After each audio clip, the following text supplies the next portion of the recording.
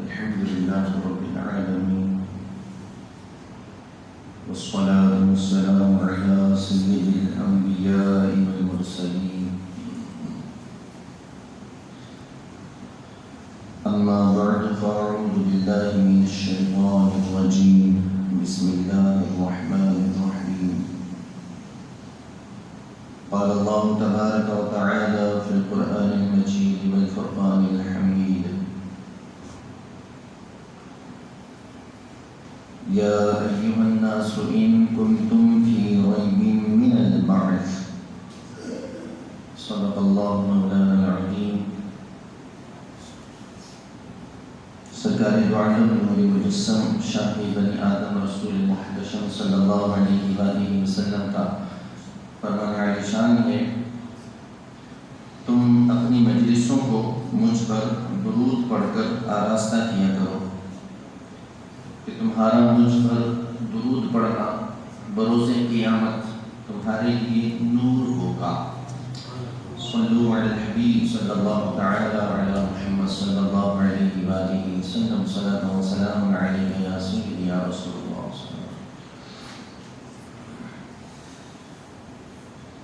پچھلے جمعہ المبارک میں ہم نے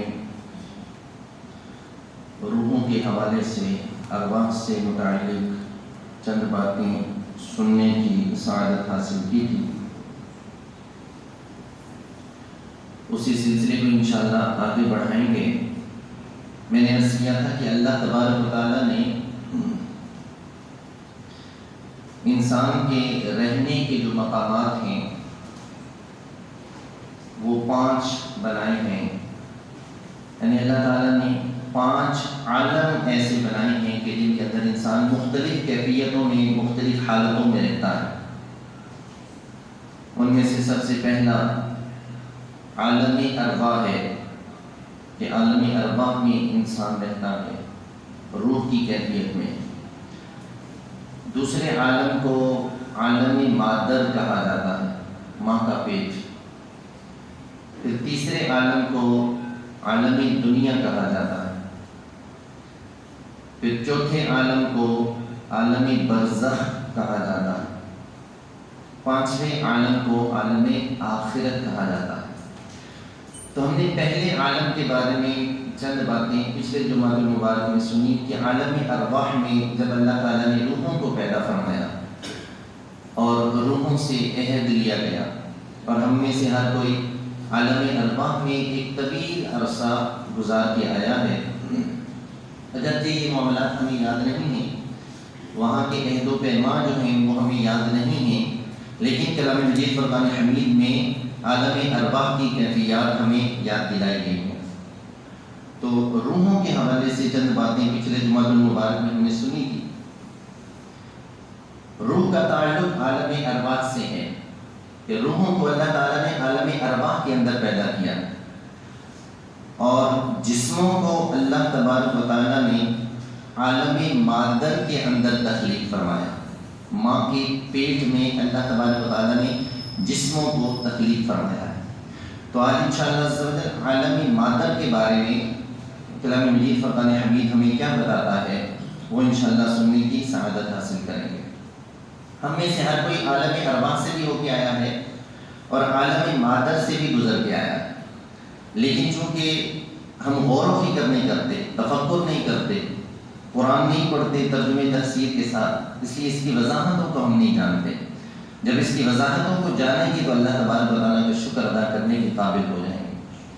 تو اللہ تبارک و تعالیٰ نے تخلیق کا جو انسان کے جسم کی تخلیق کا جو سلسلہ رکھا ہے، اس کو سب سے پہلے عالم مادر میں رکھا ہے کہ ماں کے پیٹ میں اللہ تبارک و تعالیٰ انسان کے جسم کی تخلیق فرماتا ہے۔ روح کی تخلیق عالم ارواح میں ہو چکی، اب جسم کی تخلیق عالم مادر میں ماں کے پیٹ میں اللہ تبارک و تعالیٰ فرماتا ہے، اور مختلف مراحل کے ذریعے سے اللہ تبارک و تعالیٰ ماں کے پیٹ میں انسان کی تخلیق فرماتا ہے۔ اس کو کلام مجید فرقان حمید میں کئی مقامات پر مختلف انداز میں بیان کیا ہے۔ ایک جگہ پر اللہ تبارک و تعالیٰ نے ارشاد فرمایا یخلقکم من بطون امہاتکم، کہ بے شک اللہ تبارک و تعالیٰ تمہیں ماؤں کے پیٹ سے پیدا کرتا ہے۔ خلقا من بعد خلق، ایک کیفیت سے دوسری کیفیت میں تبدیل کرتا ہے ماں کے پیٹ کے اندر ہی. اور اللہ تبارک و تعالیٰ تخلیق فرما رہا ہے، ایک کیفیت سے دوسری کیفیت میں تبدیل فرما رہا ہے. فی ظلمات ثلاث، اللہ تبارک و تعالیٰ نے ارشاد فرمایا کہ ماں کے پیٹ میں ہم تمہیں تین اندھیروں کے اندر رکھتے ہیں، تین تاریکیوں میں ہم تمہیں رکھتے ہیں. تو وہ کیسا خالق ہے، کیسا مالک ہے کہ تین تاریکیوں کے اندر وہ انسان کی کیسی تخلیق فرما رہا ہے. تین تاریکیوں سے، تین اندھیروں سے مراد یہ ہے، مفسرین نے فرمایا کہ دیکھو سب سے پہلا اندھیرا ہے ماں کا پیٹ، پھر اس کے اندر ایک اور اندھیرا ہے جسے ہم رحم کہتے ہیں، پھر اس رحم کے اندر ایک اور اندھیرا ہے جس کو جھلی کی کیفیت ہوتی ہے، جو بچے کے اوپر، بچے کی جسم پر ہوتی ہے. تو تین اندھیروں کے اندر جو جسم کو تخلیق فرماتا ہے وہ مالک اثر ہے. پھر اللہ تبارک و تعالیٰ نے اس تخلیق کو بھی بیان فرمایا کہ اللہ تعالیٰ انسان کی تخلیق کیسے فرماتا ہے. کلام مجید فرقان حمید میں سورہ حج کے اندر آیت نمبر 5 میں اللہ تبارک و تعالیٰ نے تفصیل کے ساتھ تخلیق انسانی جو ماں کے پیٹ میں ہوتی ہے اس کو بیان فرمایا. ارشاد فرمایا یا ایھا الناس، اے لوگو، ان کنتم فی ریب من البعث، اگر تمہیں مرنے کے بعد اٹھائے جانے کے معاملے میں کوئی شک ہے تو ذرا یہ تو دیکھو، فإنا خلقناکم من تراب، ہم نے تمہیں مٹی سے پیدا کر دیا.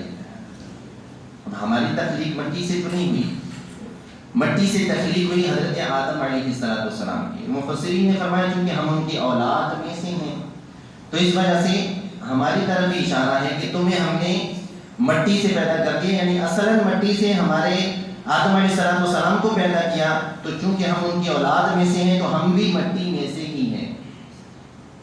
پھر ارشاد فرمایا ثم من نطفۃ، پھر ہم نے تمہیں نطفے سے پیدا کیا، نطفے سے. علماء فرماتے ہیں کہ یہ جو نطفہ ہے یہ پانی کا ایک قطرہ ہے، ایسا ناپاک قطرہ ہے کہ اگر یہ آپ کے جسم پر لگ جائے تو آپ کا جسم ناپاک ہو جائے، آپ کے کپڑوں پر لگ جائے تو آپ کے کپڑوں کو ناپاک کر دے. وہ کیسا خالق ہے کہ اللہ تبارک و تعالیٰ نے اس پانی کے قطرے کے ذریعے سے ایسا خوبصورت انسان پیدا کر دیا. ایک اور جگہ ارشاد فرمایا انا خلقنا الانسان من نطفۃ امشاج، کہ بے شک ہم نے انسان کو اچھلتے ہوئے پانی کے قطرے سے پیدا کر دیا. سورہ دہر کے اندر ابتدا میں اللہ تبارک و تعالیٰ نے ارشاد فرمایا هل اتى على الانسان حين من الدهر لم يكن شيئا مذكورا، کہ انسان پر ایک طویل زمانہ ایسا نہیں گزرا کہ جب وہ کچھ تھا ہی نہیں، پھر ہم نے اسے پیدا کر دیا. ہم تو کچھ بھی نہیں تھے.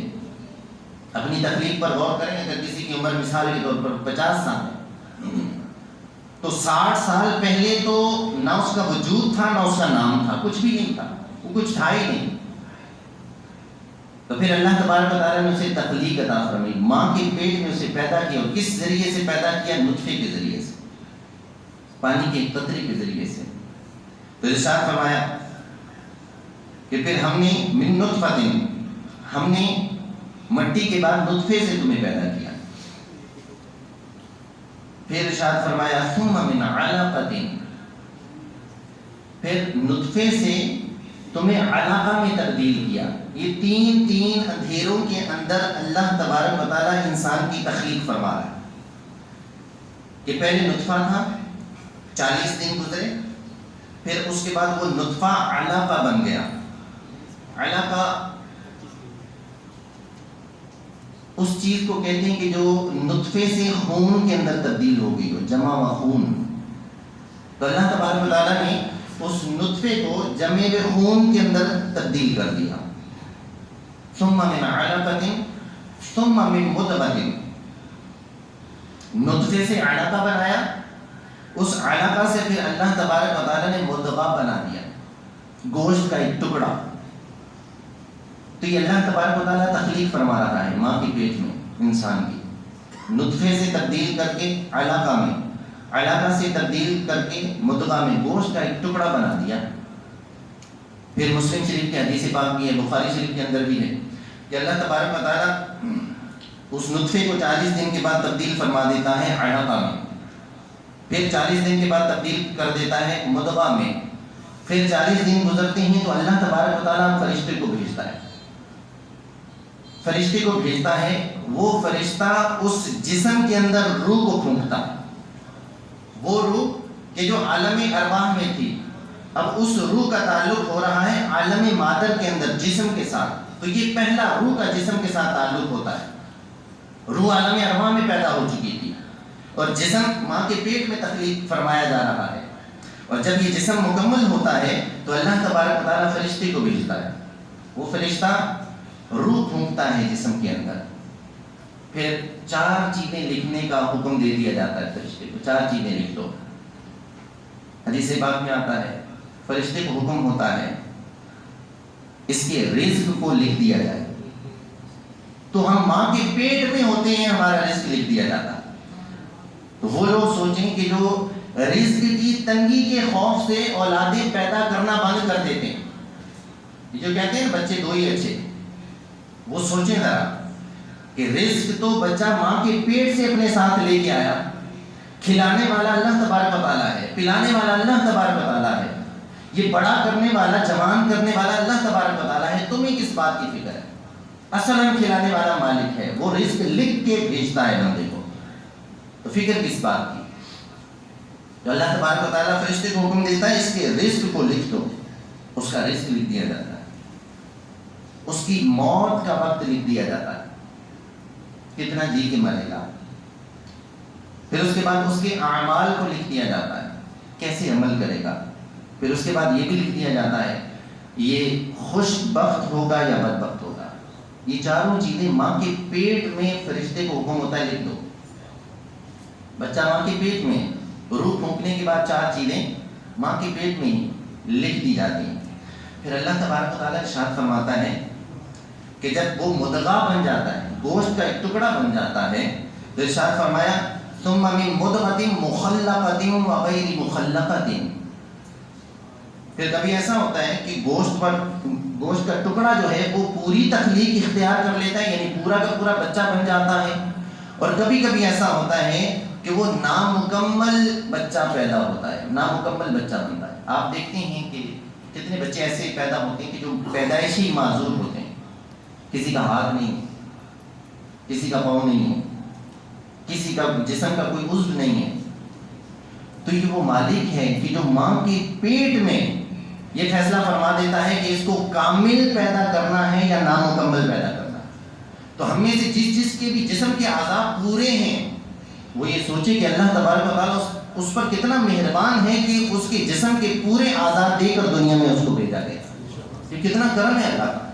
ہمارے دونوں ہاتھ سلامت، ہمارے دونوں پاؤں سلامت. اللہ تبارک و تعالیٰ نے ایسی پیاری تخلیق فرما کے دنیا کے اندر بھیجا ہے. تو ہمیں کتنا اللہ کا شکر ادا کرنا چاہیے. اور 3 اندھیروں کے اندر جب ہمیں شعور بھی نہیں تھا، ہمیں پتہ بھی نہیں تھا، تو ہم پر احسانات کیسے کیے جا رہے ہیں، کیسے کرم ہو رہے ہیں ماں کے پیٹ کے اندر ہی. ابھی ہم دنیا میں آئے ہی نہیں ہیں. تو اللہ تبارک و تعالیٰ کے احسانات کیسے جاری ہیں کہ بن مانگے ہمیں جسم کے اعضاء دیے گئے ہیں. ہم میں سے کسی نے مانگے نہیں ہیں کہ مولا مجھے پورے جسم کے اعضاء کے ساتھ پیدا کرنا، نہیں مانگے. اللہ تبارک و تعالیٰ نے عطا فرمائے. تو یہ بن مانگے نعمتیں عطا ہو رہی ہیں اور ان پر ہم شکر ادا نہیں کرتے. تو اللہ تبارک و تعالیٰ نے ارشاد فرمایا ثم من مضغۃ مخلقۃ وغیر مخلقۃ. کبھی وہ مضغہ جو ہے گوشت کا ٹکڑا وہ پورا کا پورا جسم اختیار کر لیتا ہے، کبھی نامکمل جسم اختیار کرتا ہے. لنبین لکم. پھر اللہ تبارک و تعالیٰ نے ارشاد فرمایا ہم ایسا کیوں کرتے ہیں؟ ہر کسی کو کامل پیدا کیوں نہیں کر دیتے؟ کسی کو نامکمل پیدا کیوں کرتے ہیں؟ اللہ تبارک و تعالیٰ نے ارشاد فرمایا لنبین لکم، تاکہ ہم تمہارے لیے اپنی قدرت کو واضح کر دیں. تمہیں پتہ چل جائے کہ وہ مالک ہے بنانے والا، وہ جیسا چاہے بنا دے. وَنْقِرُّ فِي الْأَرْحَامِ مَا نَشَاءُ. اللہ تبارک و تعالیٰ ارشاد فرماتا ہے پھر ہم ماؤں کے رحموں کے اندر جتنا عرصہ چاہتے ہیں تمہیں ٹھہراتے ہیں. ماں کے پیٹ میں ہم ٹھہراتے ہیں. وگرنہ دیکھیں نا، کوئی چھوٹے سے بچے کو اگر 3 اندھیروں کے اندر بند کر دیا جائے، وہ بھی اکیلا، کتنا عرصہ رہے گا، کتنا وقت گزارے گا، وہ کھائے گا کہاں سے، پیے گا کہاں سے، اس کے جسم کی بڑھوتری کیسے ہوگی؟ اگر کوئی دیکھنے والا نہ ہو تو یہاں اللہ تبارک و تعالیٰ اسے کھلا بھی رہا ہے، پلا بھی رہا ہے، اسے 3 اندھیروں کے اندر اس کی تخلیق، اس کی نشو و نما ہو رہی ہے۔ یہ وہ خالق ہے کہ جو اس پر کرم فرما رہا ہے۔ ارشاد فرمایا پھر ماؤں کے پیٹوں میں ہم جتنا چاہتے ہیں ایک مخصوص مدت تک اسے رکھتے ہیں، ثم نخرجکم طفلا، پھر بچے کسی صورت میں ہم اسے ماں کے پیٹ سے باہر لے آتے ہیں۔ بچے کی کیفیت تو غور کرنے کی بات یہ ہے کہ اللہ تبارک و تعالیٰ کیسی پیاری تخلیق فرماتا ہے۔ اچھا، یہ بھی انتہائی اہم بات ہے کہ یہ وہ تخلیق ہے جس کا تذکرہ یہاں ہو رہا ہے، یہ وہ تخلیق ہے کہ جو ہم سب جانتے ہیں، ہم سب دیکھتے ہیں، ایسا ہو رہا ہے، غور نہیں کرتے، تفکر نہیں کرتے، لیکن دیکھتے ہیں۔ حقیقت میں اللہ تبارک و تعالیٰ کی جو تخلیق ہے، انسانوں کو اللہ تبارک و تعالیٰ کا جو پیدا کرنا ہے وہ 4 طرح سے، اللہ تعالیٰ نے 4 طریقوں سے انسانوں کو پیدا کیا ہے۔ 4 طریقوں سے اللہ تبارک و تعالیٰ نے انسان کو پیدا فرمایا ہے، بغیر عورت و مرد کے واسطے سے، درمیان میں عورت کا واسطہ ہی نہیں ہے، مرد کا واسطہ ہی نہیں ہے، بغیر عورت و مرد کے واسطے سے اللہ تعالیٰ نے انسان کو پیدا کیا ہے۔ وہ کون سا انسان ہے؟ حضرت آدم علیہ السلام۔ وہ خالق کیسا خالق ہے، اگر چاہے تو بغیر مرد و عورت کے واسطے سے انسان کو پیدا کرتے۔ پھر اللہ تبارک و تعالیٰ کی دوسری تخلیق کہ اللہ تبارک و تعالیٰ نے انسان کو پیدا کیا صرف مرد کے ذریعے سے، درمیان میں عورت کا واسطہ نہیں ہے، صرف مرد کے ذریعے سے پیدا کر دیا۔ وہ حضرت بی بی حوا رضی اللہ عنہا ہے کہ آدم علیہ السلام کی پسلی سے آپ کو پیدا فرما دیا، درمیان میں کسی عورت کا واسطہ ہی نہیں ہے۔ پھر ایک وہ بھی ہستی ہیں کہ جن کو اللہ تبارک و تعالیٰ نے صرف ماں سے پیدا کر دیا، درمیان میں باپ کا واسطہ ہی نہیں، حضرت عیسیٰ علیہ السلام۔ تو یہ اللہ تعالیٰ کی تخلیق ہے، چاہے تو بغیر ماں باپ کے پیدا کر دے، چاہے تو صرف ایک مرد کے ذریعے سے پیدا کر دے، چاہے تو صرف ایک عورت کے ذریعے سے پیدا کر دے، اور چاہے تو مرد و عورت دونوں کے ملنے سے پیدا کرے۔ یہ 4 قسم کی تخلیقیں اللہ تبارک و تعالیٰ فرماتا ہے۔ یہ کیوں؟ ایسا کیوں ہوا؟ ایسا کیوں ہوا؟ تاکہ آج کل کا کوئی شخص، آج کل کا کوئی مرد یا کوئی عورت یہ دعویٰ نہ کر دے کہ اگر ہم نہ ہوتے تو تخلیق آگے کیسے چلے۔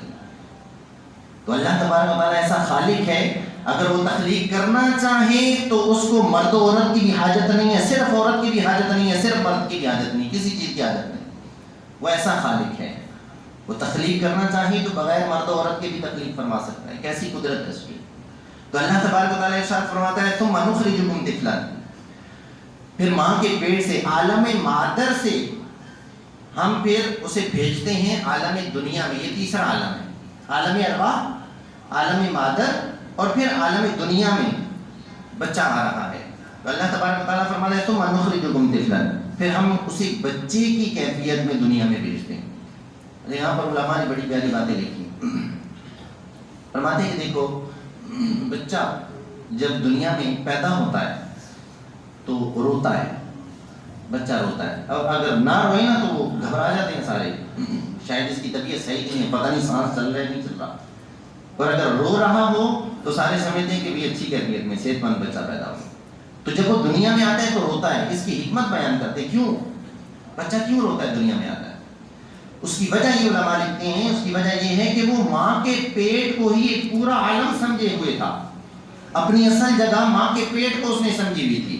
جب وہ ایک نئے عالم میں داخل ہو رہا ہوتا ہے تو وہ جگہ اس کے لیے نئی ہوتی ہے، تو وہ نئی جگہ میں جانے کے لیے خوفزدہ ہو کر رو رہا ہوتا ہے۔ تو بچے کے رونے کے اندر یہ حکمت ہے کہ وہ ایک نئے عالم میں داخل ہو رہا ہوتا ہے۔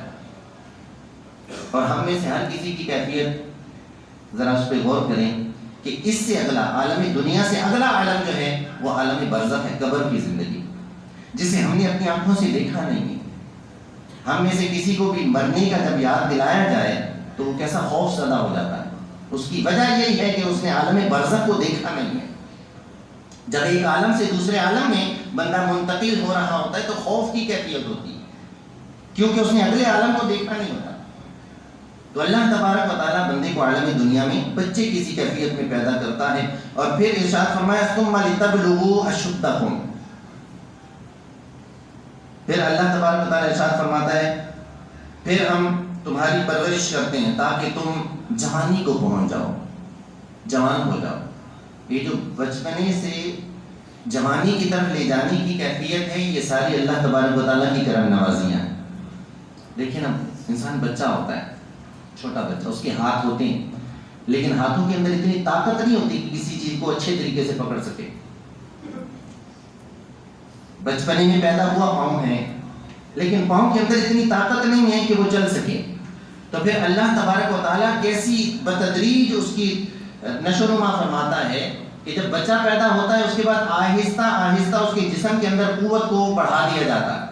سب سے پہلے وہ بیٹھنا شروع کر دیتا ہے، پھر اللہ تبارک و تعالیٰ مزید کرم فرماتا ہے، کچھ عرصے کے بعد وہ کھڑا ہونا شروع کر دیتا ہے، پھر مزید کرم ہوتا ہے، تھوڑے عرصے کے بعد وہ چلنا شروع کر دیتا ہے، پھر مزید کرم ہوتا ہے، تھوڑے عرصے کے بعد اللہ تبارک و تعالیٰ اس کی ٹانگوں میں ایسی قوت دے دیتا ہے اب وہ بھاگ بھی سکتا ہے۔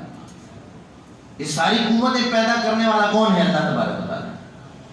کہ کہاں سے وہ بچہ لیٹ سکتا تھا، پھر بیٹھ نہیں سکتا تھا، اٹھ نہیں سکتا تھا، چل نہیں سکتا تھا، اللہ تبارک و تعالیٰ نے اس کو بٹھا بھی دیا، اس کو کھڑا بھی کر دیا، اس کو چلا بھی دیا، اس کو بھگا بھی دیا۔ اور پھر ایک کیفیت آتی ہے، اللہ تبارک و تعالیٰ اسے واپس لے کے جاتا ہے بڑھاپے کی عمر کی طرف۔ اب وہ بھاگنے سے عاجز ہو جاتا ہے، اب وہ بھاگ نہیں سکتا، اب بھی ٹانگوں میں وہ طاقت نہیں رہی، ہر چیز آہستہ آہستہ واپس لی جاتی، بھاگنے سے عاجز ہو گیا۔ پھر ایک وقت آتا ہے وہ چلنے سے بھی عاجز ہو جاتا ہے، اب ٹانگوں میں اتنی طاقت نہیں ہے چل سکے۔ پھر ایک وقت آتا ہے کہ اب وہ کھڑا ہونے کے قابل بھی نہیں رہتا، بیٹھ جاتا ہے۔ پھر ایک وقت ایسا بھی آتا ہے کہ اب وہ بیٹھنے کے قابل بھی نہیں رہتا، اب وہ بستر مرگ پہ پڑ جاتا ہے۔ تو جس طرح بتدریج اللہ تبارک و تعالیٰ اس کی نشو و نما فرماتا ہے، اسے طاقتیں قوتیں عطا فرماتا ہے، اسی طرح ایک ایک کر کے وہ طاقت واپس بھی لی جاتی ہے۔ تو اگر ہمارے پاس یہ طاقتیں ہیں، قوتیں ہیں، اگر آج ہم دوڑ سکتے ہیں، بھاگ سکتے ہیں، چل سکتے ہیں، پکڑ سکتے ہیں، تو ان طاقتوں کو، قوتوں کو اللہ تبارک و تعالیٰ کی رضا والے کاموں میں استعمال کریں۔ کہیں ایسا نہ ہو کہ جب ہمیں کھڑا ہونے کی طاقت ہی نہ رہے تو پھر ہم حسرت کرتے رہے کہ کاش کھڑا ہونے کی طاقت ہوتی تو کھڑا ہو کے نماز پڑھتا، کاش نماز پڑھنے کی ہمت ہوتی تو میں مسجد میں جا کے نماز پڑھتا، میں چل بھی نہیں سکتا۔ تو یہ نعمتیں ہیں اللہ تبارک و تعالیٰ کی بندوں کے پاس، ان کی قدر کیجیے۔ اللہ تبارک و تعالیٰ ہم سب کو کلام مجید فرقان حمید پڑھنے سمجھنے کی توفیق عطا فرمائے، اللہ کی نعمتوں کا شکر ادا کرنے کی توفیق عطا فرمائے۔ آمین بجاہ نبی الامین وصلی اللہ تعالی علی محمد۔